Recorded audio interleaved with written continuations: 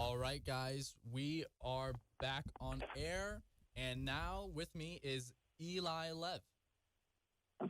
Hello. Wait, hold on. Can you say something, Eli? Yes. Hello. Oh, sick. Okay, cool. I can hear you. Awesome. We got to figure it out. All right. Well, how are you? How have you been? I'm doing excellent. Thanks for bringing me on today. Yeah, thanks. Thanks for letting me interview you, man. This is awesome. All right. So I guess I'll just go and dive into these questions. I did a little bit of digging, did some research last night, and I found out before making music, you were an 8th grade English teacher.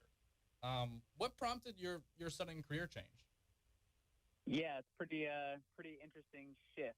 But I really enjoyed teaching. I taught in Shanto, Arizona, on the Navajo Nation, and stayed there for about 3 years, and really enjoyed the culture, and actually integrated it into my music with the Four Directions project. But I got burned out because teaching's hard. Yeah. And I taught overseas for a while in Israel and Andorra. Then I came back to the U.S. to get my master's degree, which I completed and was ready to keep going with teaching. And then the acoustic guitar just kind of popped in my hands, and I played a show in the Maryland area where I'm from. There's a touring artist that was coming through and asked me to join him. And I did, and it was great. And there was 5 people there. And, you know, a couple of them asked what my next show was. And the rest I'm still doing right now. Man, that's crazy. That's crazy how it just changes so fast. It does. That's wild. Yeah. But how has your experience in teaching English impacted your process of writing songs? Yeah, so I've always loved language. I've always loved the power of words and poetry and how it can communicate, you know, thoughts and feelings and ideas for the future. So, you know, there's a lot of crossover there with lyric writing and songwriting. So, you know, having that experience with moving words around and, you know, manipulating kind of the structure of sentences to get my kind of desired outcome has helped a lot with songwriting. Yeah, I would imagine. Well, I've heard it. They're great. I listened to Thank you. Yeah, I listened to Walk, Talk, Dance, Sing. I listened to it and I listened to it again. So I was like, it's like a short little. It's like 14 minutes. It's like a little EP, so I can just it's like bite size. I can do it right over again. It was great. Yeah. I loved it. Yeah. I really appreciate that. That's awesome. Thanks for taking the time to listen. Yeah. I also read in an interview you had with Stitched Sound that you lived in, like you said, you lived in Andorra and Tel Aviv, and fell in love with the music of these places. How has these different genres of music from around the world influenced your writing and the songs that you write? Yeah, that's a great question. I think, you know, Western music is very defined, and there's a certain set of rules. But that's not always the case for music around the world.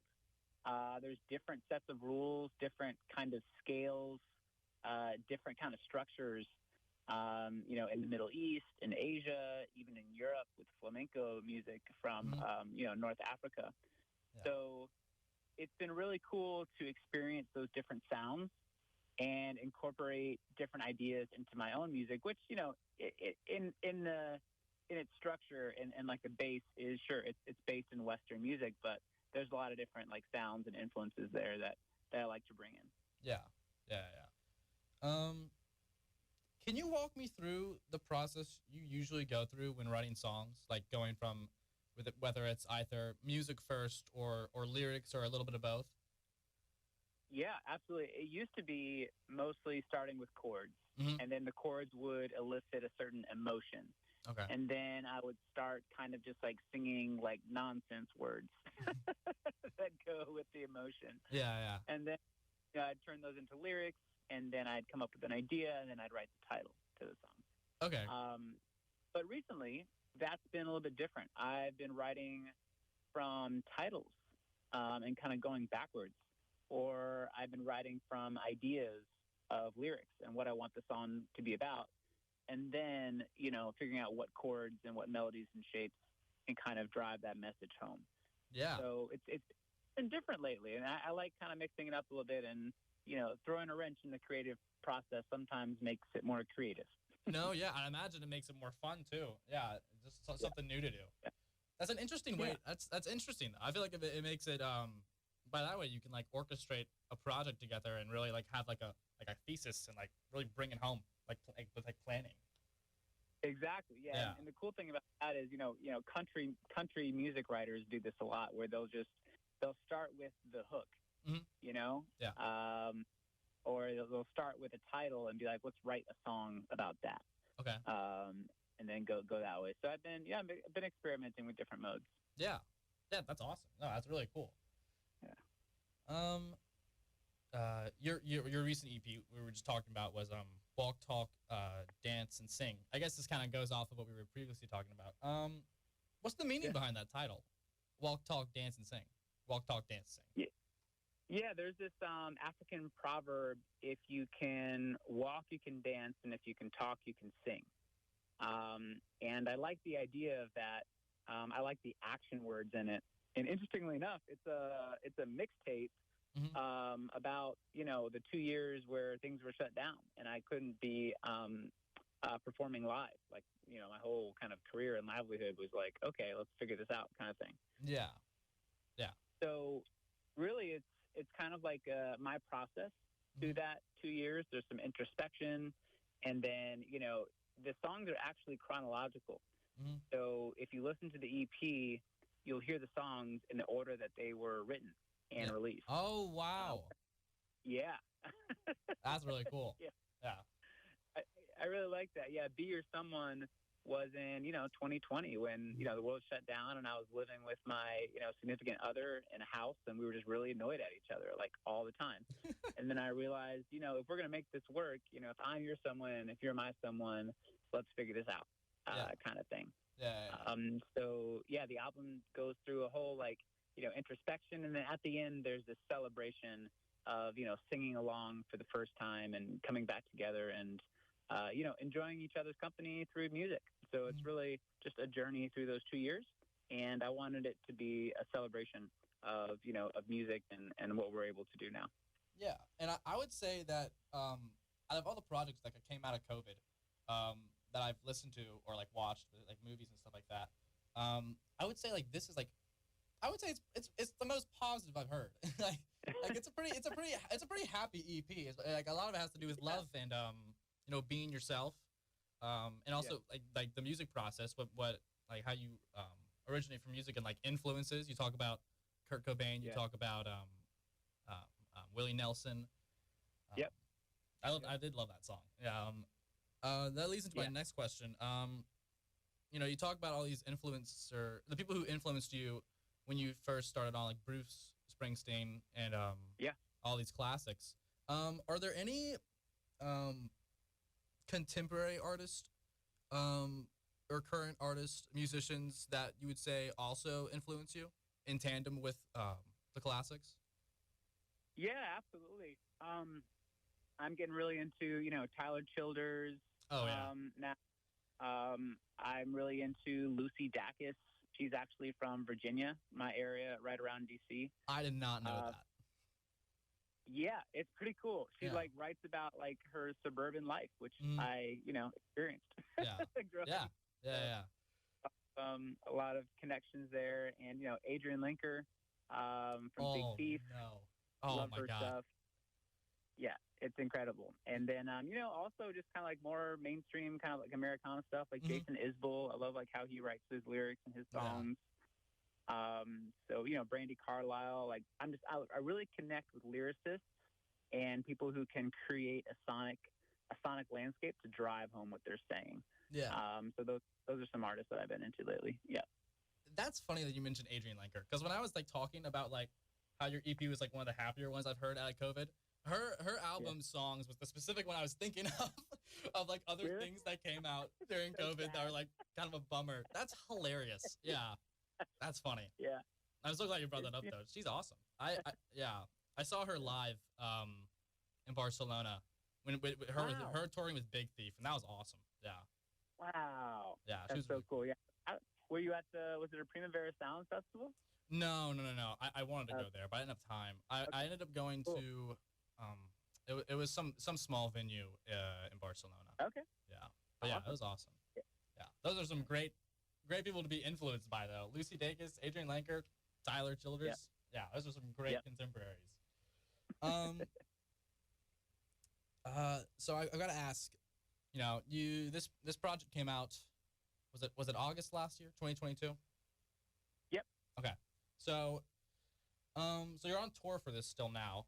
Is there anything Yep. anything in the works you got writing now that you can maybe give us like, you know, little not a little taste, but like just like kind of like tease a little bit?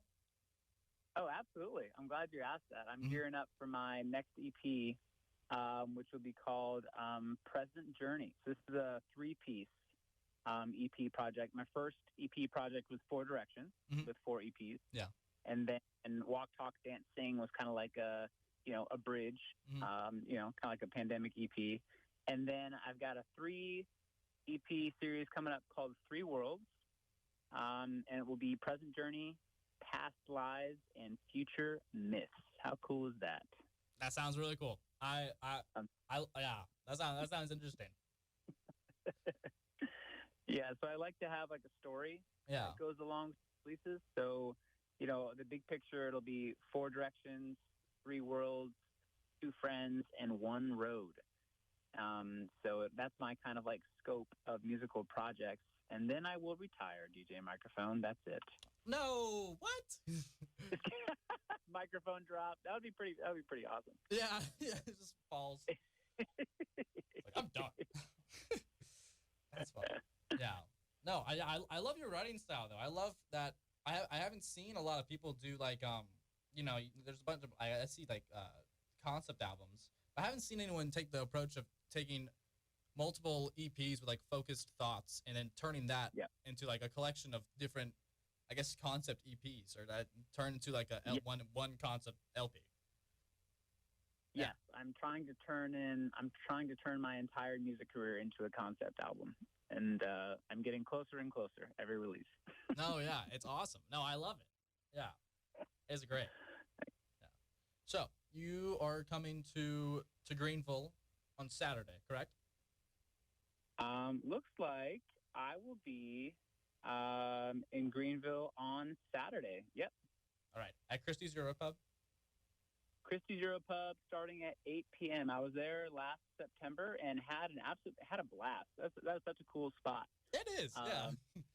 It's like it kind of reminds me of Europe actually, which The pub, is pretty yeah, it's pretty wild. So. yeah, it's a pretty like for being in the South.